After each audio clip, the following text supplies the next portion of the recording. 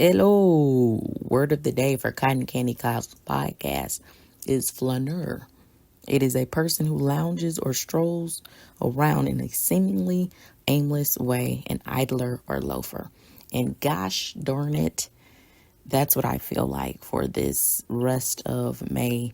I feel like I'm loafing in a good way, lounging in a good way, seemingly aimlessly way, you know? There's something about May that's just like, it lingers. I don't know what it is. It's not bad, but it just lingers in this way. And as far as I'm concerned, even though this is probably the fastest going May that I've probably experienced, it's still a May that Mays, and do y'all feel it? I don't know. Thank you so much for choosing the Cotton Candy Clouds podcast, the podcast that loves Dr. Pepper, as you already know. Thank you for hanging out with me. I'm Fee. This podcast is just me yammering and yapping about a smorgasbord of topics with a myriad of theories and perspectives in addition to my interpretations and opinions. Too much of nothing and a little bit of everything. Justifying randomness. This is what the Cotton Candy Clouds podcast is about. Thank you. Speaking of Dr. Pepper, you know how I feel. So apparently the world's largest Dr. Pepper bottle was unveiled at Waco Museum on my birthday, May 9th, to commemorate the facility's 35th anniversary, which is crazy because it's commemorating the 35th on my 36th. Isn't that crazy? Anyway, this museum is located in Waco, Texas, and it is a 23-foot Dr. Pepper bottle. Custom fiberglass bottle from Wisconsin captures two distinct eras in Dr. Pepper's 140-year history, according to USA Today. One showcases the brand's modern style from the 1960s, while the other one touts the company's Vim Vigor Vitality logo that adorns bottles from the mid-1800s through the turn of this century. This is cool, and I didn't even know, I don't know how, but I didn't know that the Dr. Pepper Museum was even in Waco. So hopefully one day I can visit. I thought this was interesting that as the original home of the Dr. Pepper, we're excited to add a new icon to the Waco skyline. So I don't even know that this is the home. Waco was the home of the Dr. Pepper. I guess I got to step my Dr. Pepper knowledge up and put my people on who also, obviously, as you're listening to Cotton Candy Clouds podcast, probably too are a Dr. Pepper lover. Okay, it's serious for me. I don't know. And so this bottle isn't just big. It's a bold tribute to the spirit of invention that began right here and continues to inspire visitors. The bottle was made possible by a $1 million donation from the Hillman Family Foundation on behalf of the Elder Care Organization. Okay, I don't know why there was so much rhyming there. But yes, so shout out to the Hillman family, I guess. I mean, y'all could have just given that money, I feel, to something else. But, hey.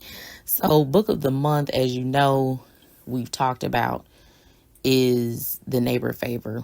And it is by Kristina Forrest. But we also know, me and you, okay, us, everybody, the listeners, know that this will be the book of the month for June. Because guess what? Okay. I guess I just loafed a little too hard. I guess I was too much of a flâneur during the month of May.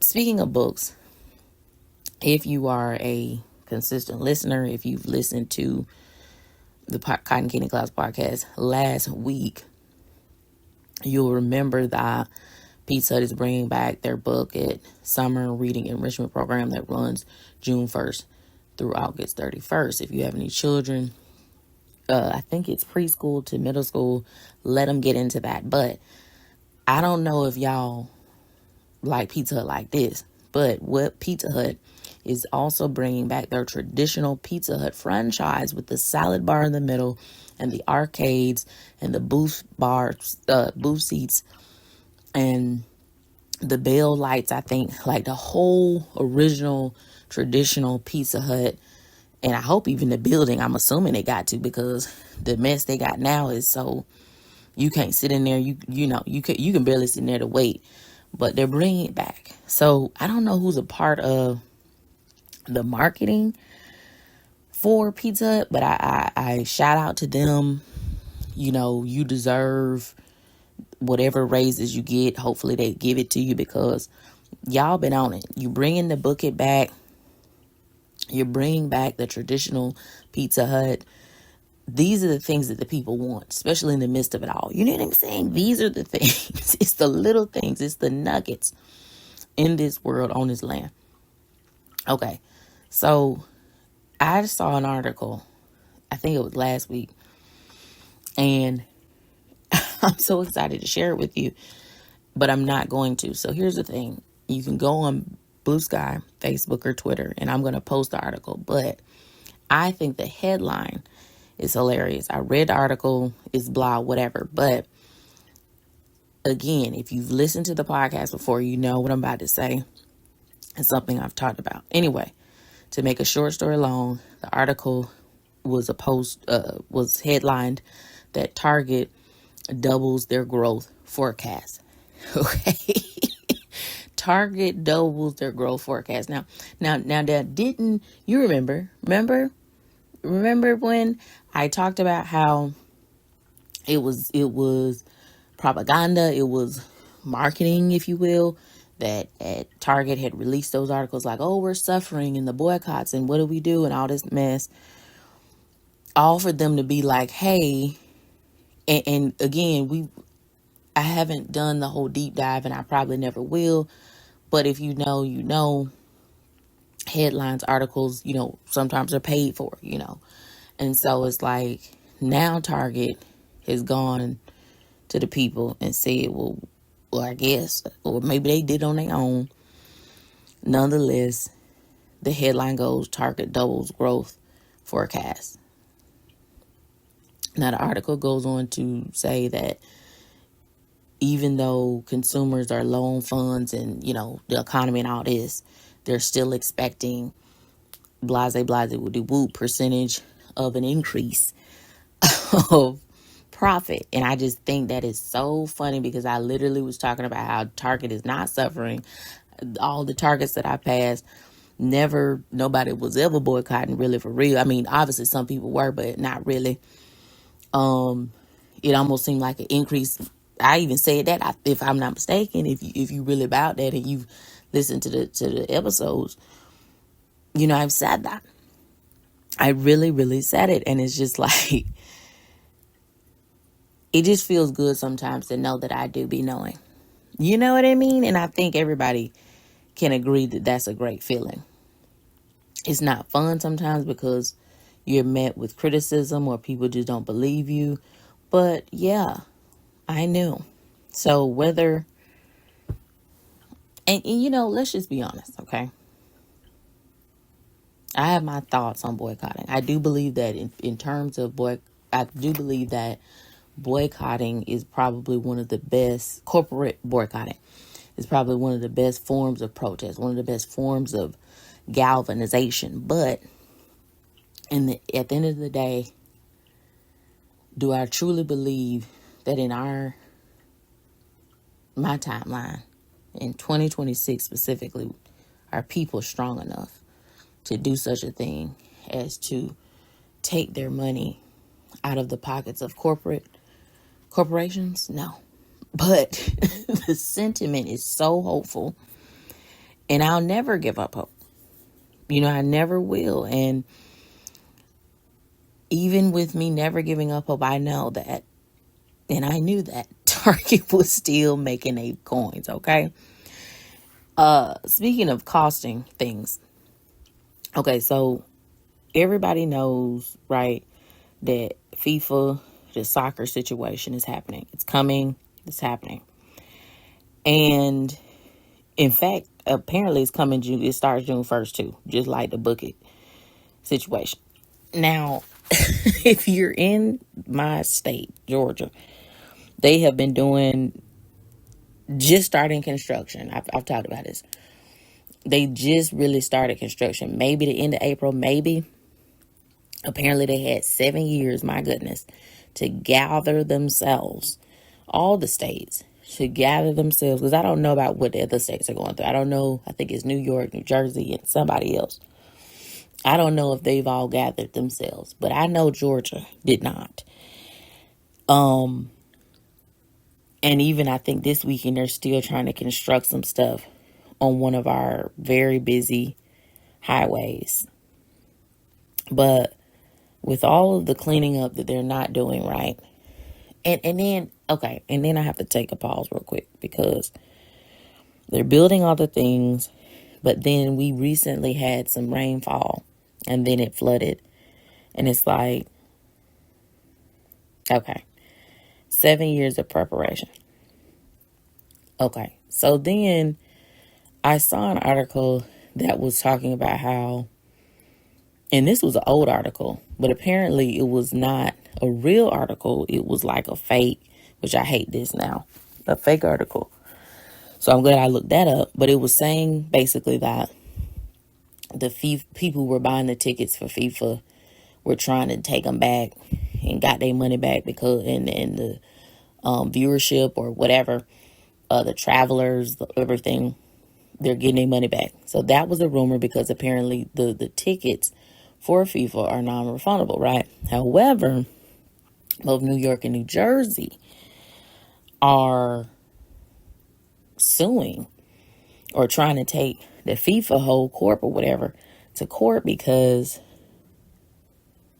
apparently they've done something weird with the ticket sales and have gouged the prices and caused a bit of hysteria there. So I don't know what's going to happen. Anyway, I know that it's supposed to be happening soon. I'm not a soccer girly. I don't know nothing about the game. It's sad. It looks very interesting as a sport. Shout out to soccer players. They seem to be doing their thing, I guess. I don't know. But I just think the whole thing is just weird. And I think with everything that's going on, it's just odd to me. Well, when you think about all the different things that have happened in time and history, no major sporting event has stopped. I don't even know if a lot of people know that the Olympics still happen, during World War II. So, I guess they just had that in mind. They was like, despite, I feel like, now that since we're all better with tech and we're different and we're new people, we can do new things. We can stop stuff. We can stop, drop, and roll. You know what I'm saying? When the world is on fire, it's okay. But I guess we're keeping the antiquated rule of we just have to keep going. And so it's all very fascinating to me. But what's even more fascinating is that the current Pope, I think Pope Leo, the whatever number, has made a historical apology on behalf of the Catholic Church, legitimizing slavery and failing to condemn it. And so, now I didn't see the speech. I'm, of course, going to keep you posted on the article and post it via Facebook, Blue Sky, and Twitter. But I briefly scanned the article, and basically he is acknowledging the Pope that okayed slavery, chattel slavery. Then he acknowledged the Pope that stopped slavery. Then he acknowledged that the church legitimized it, and he didn't and failed to condemn it because even though that one Pope stopped it, he didn't condemn it per se. My thing, and then in the midst of that speech was something about AI, which also was fascinating, but whatever. We've already, the pod has talked about that. What I find fascinating, I think, about apologies of chattel slavery And churches or whomever the hell wants to acknowledge that it was bad, as if we don't fucking know, is that where's the fucking money? Where are the reparations? Where's the restitution, babes? That's what you need to be talking about. That's what you need to verbalize globally. You can never apologize your way out of something so vastly influential as chattel slavery, because the impact still runs today. The benefits of the slave masters and the corporations they formed from free labor still runs through today. So to acknowledge that it existed or to apologize for its existence is really not even cute. It's kind of like, yeah, exactly. You know, again, what's important is, how about we give free education to all members, direct members of chattel slavery? Because the thing that people don't talk about the most is when they're doing all these apology tours and acknowledgement tours, is that the slave masters and the corporations and the banks and the oppressors of these enslaved peoples, they got restitution. They got money back. They were restored of their finances, land, etc. And the ancestors or the immediate people, the enslaved peoples, got nothing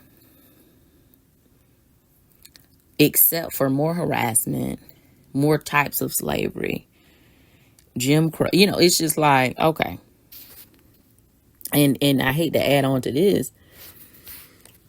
Recently, there was a lawsuit that was brought up that says that these black babies were a part of a vaccine trial for a respiratory virus in the 1960s and died shortly after.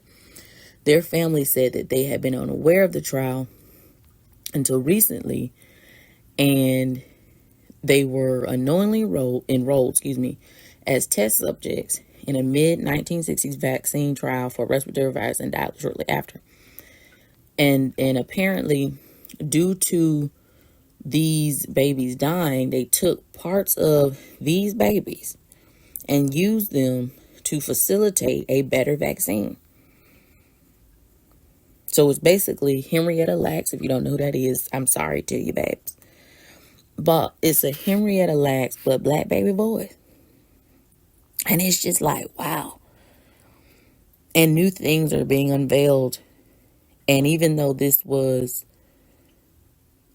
around the 1960s, 1965, mind you, 1965 is when my mom was born. So to me, that's recent, because most mothers who were born in 1965 or a parent who was born in 1965 are, for the most part, alive and thriving. And it's almost because of these babies that my mom might even be alive, because she was vaccinated. And clearly the vaccines work. Clearly, you know, even though our people's black bodies have been used in experiment during their life, after their life, and forever, they're helping the medical fields. So people are alive because of black bodies. You know, and this is the thing about a pope, you know, saying they're sorry for legitimizing slavery and failing to condemn it. How about we condemn that? How about that? It's this May for you, but it's like this spring will show some stuff on it. All right, let's take a breather and do a metaphysical break. Okay, incense of the season is jasmine. Listen, it is spring. It is. And we must remember it. Jasmine enhances mood. It's known to reduce stress, improve emotional balance. Did I say imbalance? Jasmine, the incense, enhances mood, known to reduce stress, improve emotional balance, and promote positivity. Excuse me. Crystal of the month is Shungite. I love Shungite down. I think I have the real one. Apparently this is a rare stone. But anyway, it's a natural source of it has a natural source of fullerenes. It protects against electromagnetic radiation and it restores and recharges good physical health. Speaking of spring, I don't know what this is that humans do where we rush the season. I understand that, we all have our favorite season or the season that we thrive better in, or people have seasonal depression, so they're trying to, prepare themselves for that or whatever. But I just feel like sometimes we're talking about summer in May and it's like, we got to at least wait till June 1st. You know what I'm saying? Like, we have to take our time. Now, I get it, the eagerness of human life and what's going on tomorrow and trying to plan ahead, but I don't know what it is that kind of frustrates me. Wow, okay. Frustrates me because I'm like, I just feel like, I don't know, when it comes to spring and summer, people just rush spring. And I think spring really is one of those vital seasons of preparation and birth and growth and unveiling and things. And we've talked about that last episode, but y'all enjoy spring to the fullest, each season to the fullest, even winter. That's my favorite season. I'm biased, but just in general, we've got to embrace every season for what it is. All right. Before I get out of here, remember, I don't know if you remember this, but May is National Inventors Month. And I'm going to share with you and read some stuff about one of my favorite inventors, because as we reflect on this episode about restitution and things, I want to showcase my boy because I feel like he needs to be recognized for what he really did. Okay, so National Inventors Month.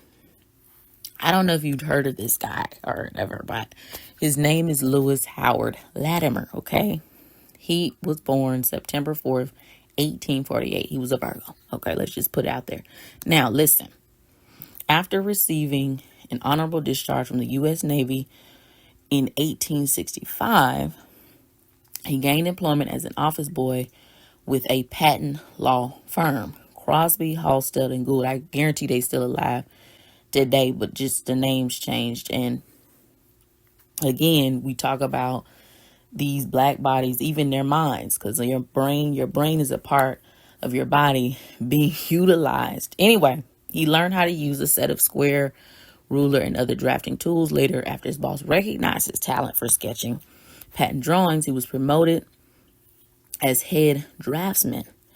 Okay, so in 1874, Latimer co-patented, and I say that in quotes, an improved toilet system for railroad cars called the water closet for railroad cars. That was a tongue twister. All right, so now it gets deeper, it gets better. You've probably heard this name. In 1876, Alexander Graham Bell employed Lewis Latimer. He employed him, then a draftsman at Bell's patent law firm, to draft the necessary drawings required to receive a patent for Bell's telephone. Isn't that interesting? That he was employed at that law firm and he helped, quote unquote, help draft the necessary drawings required to receive the patent for the telephone. It gets better. In 1879, he moved to Bridgeport, Connecticut, and was hired as an assistant manager and draftsman for the U.S. Electric Lighting Company, a company owned by Hiram Maxim, a rival of Thomas Edison. Does that sound familiar? While Latimer was there, he invented a modification to the process for making carbon filaments, which aimed to reduce breakages, during the carbonization process. While in England on behalf of the Maxim Light Company, he taught the entire process for making Maxim lights, including glass blowing, in 9 months to get the factory up and running. Now, what that sound like to you? In 1884, he was invited to work with the Thomas Edison. Along with the work he did with Edison, he was also responsible for translating data into German and French and for gathering that information. Now, what does that sound like to you? Does that sound like a light bulb? Does that sound like a telephone? I'm just saying this is the inventions of Lewis Latimer. And he did more than just that. He also developed a air conditioner, a forerunner of the air conditioner called the apparatus for cooling and disinfecting. Okay? In 1894, he pursued a patent for a safety elevator that prevented riders from falling out of the elevator and into the shaft. These are the things. On February 11, 1918, Latimer joined the Edison pioneers, becoming the first person of color to do so.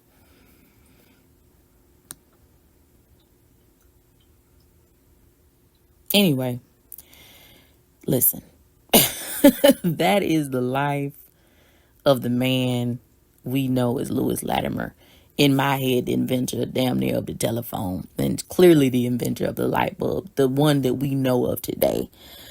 And he was inducted, into the National Inventors, what do you call it?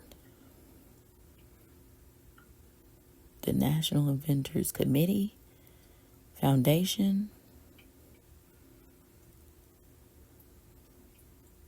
Why am I shooting a blank, y'all? Oh, something else I wanted to share I thought was cool. He had a book of poetry called Poems of Love and Life. Multifaceted dude, I tell you that. Anyway, that's what I want to say, is that's what the inventors of America seem to be looking like. Anyway, song of the day is How We Flow by GENA. I hope that you have a wonderful rest of your May. It's not that, much left, but listen, it feels like it's going to be 17 days in 3. You know what I'm saying? And the speed in which end of May goes. But that's spring for you, baby. And we must enjoy and take our time with it.